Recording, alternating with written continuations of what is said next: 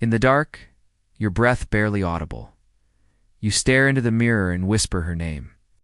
Your heart races, your brain fills in the gaps, and a face seems to bloom out of shadow. That moment, the collision of fear, expectation, and reflection is the engine of Bloody Mary. Let's unpack the full story. From origin to science, and separate what people truly experience from what cannot happen. Core ritual. A person stands in a dimly lit room, looks into a mirror, and repeats Bloody Mary often 3 or 13 times to summon an apparition. Sometimes she's a ghostly woman. Sometimes she holds a dead baby. Sometimes she scratches, screams, or attacks. Variations spread through playgrounds and sleepovers, with the bathroom mirror as the stage. Playful danger. It's often performed in groups. With participants daring one another, social contagion amplifies fear and sightings. The ritual is a form of participatory folklore. It's not a verified supernatural event. Historical association with Mary I of England, the nickname Bloody Mary. Mary I, 1516 to 1558. Daughter of Henry VIII, ruled England from 1553 to 1558. Her campaign to restore Catholicism included the execution of hundreds of Protestants, earning her the epithet Bloody Mary. Over time, its grim reputation fused with mirror folklore to seed the modern legend, though the Queen herself has no historical link to mirror summoning rituals. Older mirror superstitions and divination games, courtship mirrors. Long before the bathroom ritual, young women used mirrors for divination, walking stairs backward with a candle and a hand mirror to glimpse a future husband's face.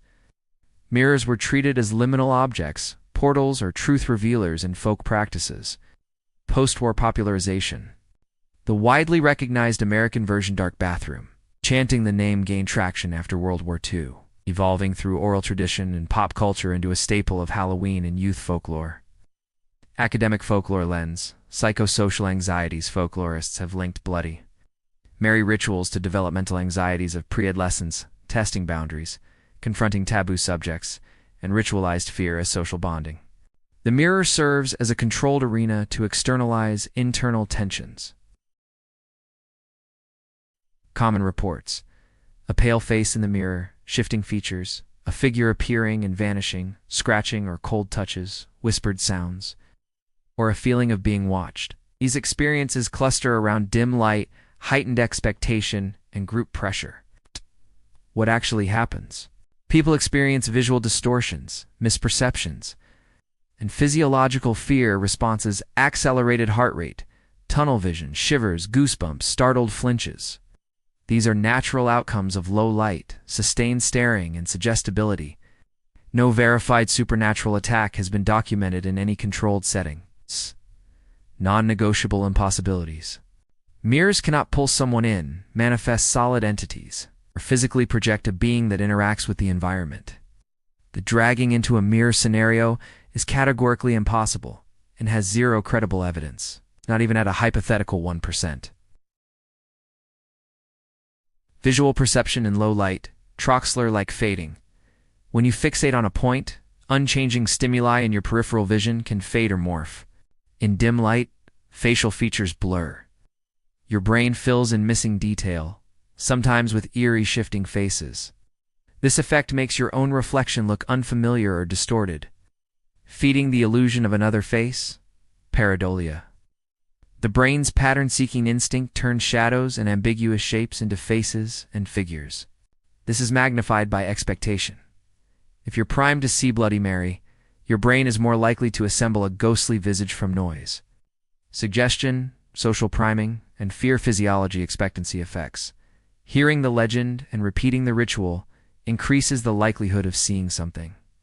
Group dynamics amplify reports, laughs, gasps, and whispered cues steer perception. Autonomic responses. Fear triggers physiological changes: sweaty palms, chills, muscle tension that people misattribute to paranormal presence. Sudden startle can cause scratches from nails or nearby objects during a panic, explaining minor injuries without invoking the supernatural. Folklore function and cultural reinforcement. Safe danger. Bloody Mary offers a controlled test of courage, and a shared right. The cultural repetition keeps the legend alive, making experiences feel validated and thus more likely to be reported. Direct answer. The myth does not hold up as a literal supernatural phenomenon. Its power is psychological, social, and cultural, not paranormal. It's a possibility that a few people tell the truth. If truth means they experience something, yes, people sincerely experience visual distortions, felt presences, and bodily reactions. If truth means a ghostly woman materially appeared, scratched, or pulled someone into a mirror, there is no scientific or logical basis for that, and no credible evidence supports it even at a tiny percentage. What can actually happen? Visual distortions? Apparent faces or figures due to low light, fixation, and pareidolia? Auditory misperceptions? House noises, or whispers misinterpreted under fear? Minor scratches, bruises, from panic movement, or self-contact in a startle? It cannot happen. Being pulled into a mirror, physically impossible. Mirrors reflect, they don't transport. Physical manifestations from glass, no mechanism for matter, creation from reflection. Consistent, verifiable apparitions, absent in controlled observation. Anecdotes vary wildly and map to expectation, not external causation. Queen with a bloody reputation, Mary I's historical actions birthed a nickname that carried emotional weight and moral warning.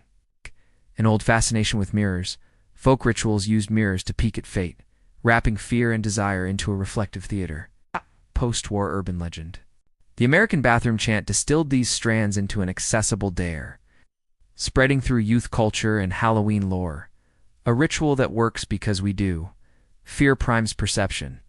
Mirrors in low light degrade facial recognition. The brain fills uncertainty with patterns. The group validates the experience. A myth that reveals us.